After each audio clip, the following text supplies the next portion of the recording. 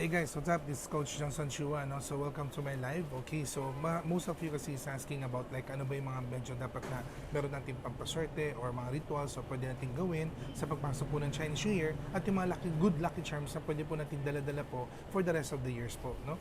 So ano po ba yung pinaka-the best para dito sa Wood Dragon? I hope na follow nyo po ako sa aking mga Facebook, okay, tsaka sa Instagram, Feng Shui Sunrise by Coach Johnson Chua, and also to my YouTube channel, Coach Johnson Chua. Okay, so marami na po ako mga pinost na mga video rin doon, mga tutorial, para at least mas more maintindihan nyo po yung mga different purpose ng bawat lucky charm. So basically po, most of my regular clients, no, madalas ko pong tinuturo sa inyo is the power bracelet. So pwede po kayo magkaroon ng power bracelet if you want, okay? So ito po yung binabase natin sa inyong birthday. Yan, like this one po, nakabase yan sa birthday ko po. So, kinokostan po natin siya, base po sa inyo, okay? And then, kung sa iba naman po, medyo syempre gusto po medyo mag-budget ng konti, gumagawa rin po tayo ng much more basic version nito, yung tinatawag namin intentional bracelet. Yung nga lang po, hindi siya all-in-one, so nakafocus na siya sa maybe 2 intention or 3 intention na gusto niyo po mangyari para for the year.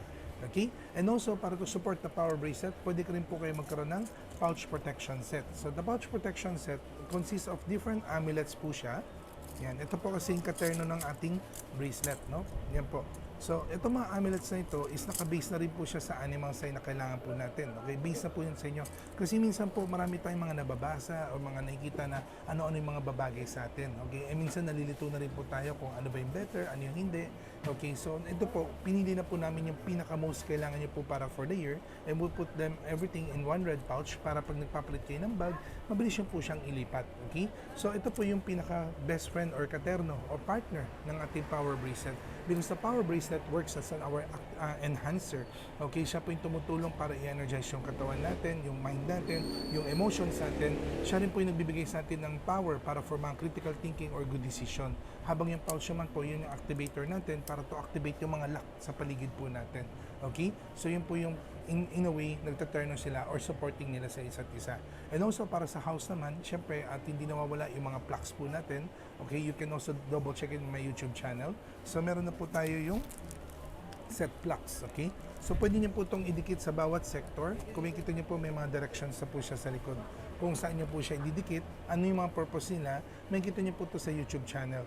I know some of you is medyo, syempre, medyo, kung sakali man medyo budgeted din tayo, hindi pa po natin kayang kunin lahat. Don't worry po, pwede niyo po siyang kunin pa isa-isa, if ever. So, you can double check it sa YouTube channel ko.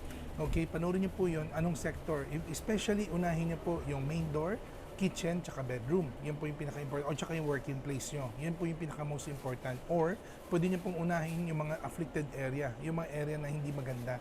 Okay? So, pwede nyo pong kunin muna yung mga plaques doon. All the plaques po is available na rin po siya. Tsaka yung mga charms po na may available na po siya sa Shopee. Pwede nyo rin po siyang tignan doon. Feng Shui Sunrise. Okay? Yan. And also, yun, pwede nyo po siyang kunin per pitch or kung gusto nyo po as set, if ever. Okay? And also, siyempre, meron tayong mga sinasabi ng the ritual of ano ba yung pwede natin gawin para for the Chinese New Year. Diba, naglalagay po tayo ng prosperity basket. Okay, this is more on para to activate all the good luck natin para for the rest of the year. Okay, so ito po yung ina-apply po natin itong February 9 evening, okay, sa pagsalubong ng February 10 Chinese New Year. Ito po yung nilalagyan ng bigas, nilalagyan ng mga charms. Yan. Alam ko po, marami po sa inyo mga nakikita po, ano po yung mga differences ng mga iba-ibang prosperity bowl. Meron kasing prosperity bowl, prosperity basket, and different masters has their own style. Yes, I respect all of that, no? So, lahat naman po is, meron naman po silang same purpose or same meaning. Don't worry po, wala pong peke, no? Lahat naman po is, partly is meron naman silang intention of what to do. Although, yun nga lang po, yung sa aming style lang po yung kakaiba kasi yung sa amin po, nire-relate namin or kinoconnect namin sa feng shui of the year. Okay? So in short, kami po kasi is mas concerned kami kung ano po yung nangyayari sa year natin, especially I'm the author of the book. Okay? So nagpo-produce po tayo ng libro na para mayroon po tayong guidance. So lahat po naman nababasa natin for the warnings of the year, okay, pinapasok din po namin siya dun sa prosperity basket. Like example, this year po, medyo may mga problema tayo in terms of like mga conflict, tension, mas lalo na, iba, galing tayo sa mga breakup years. Okay? So these are a lot of like mga fear na maraming away, maraming gulo, mas lalo na in terms of the family or sa ating sa relationship. Yan. Kaya kung makikita niyo po, our main ingredients sa aming prosperity basket, meron po kaming tinatawag na peace apple or golden apple. We have 3 of them because the tree is a symbol of, the flying star tree is nasa center this year. Okay, so 3 of them is more on para to enhance yung harmony and peace. Okay, and also meron kaming special coin dyan This one's the Trinity Mountain. Okay, tapos meron siyang fireball. And meron siyang mantra ng Om Ahum. Okay? Ang maganda po dito kasi nakakatulong po siya more on para to protect you against sa lahat ng klaseng conflict, lawsuits, litigation. Kung kayo po yung nagsasuffer sa mga like yung mga major inggit or mga problema na mga medyo dinadangwit yung pangalan nyo, especially sa work or sa negosyo or mga humaharap po sa mga lawsuits, this one po pwede nyo dala-dala to lagi sa wallet nyo or sa bag nyo para protection o ward off ng mga negative. Okay? And then meron siyang Om Ahum kasi the Om Ahum is a symbol of heaven, earth, and man. That means you are gaining the good energy or the support from ng mga helpful people or noble people. Okay? So kaya maganda po to. Although yung nga lang po may kuha niyo po to sa prosperity basket only. So kapag meron po kayong prosperity basket, you can have this. Okay? Yun po siya. And also, syempre gusto natin yung pera natin mas more stable. Kaya meron tayong prosperity basket din also inside the prosperity basket. So ito po yung nilalagay natin minsan sa kaha or pwede po natin yung i-display din sa ating work desk or kung sa vault niyo po, pwede niyo po siyang ilagay.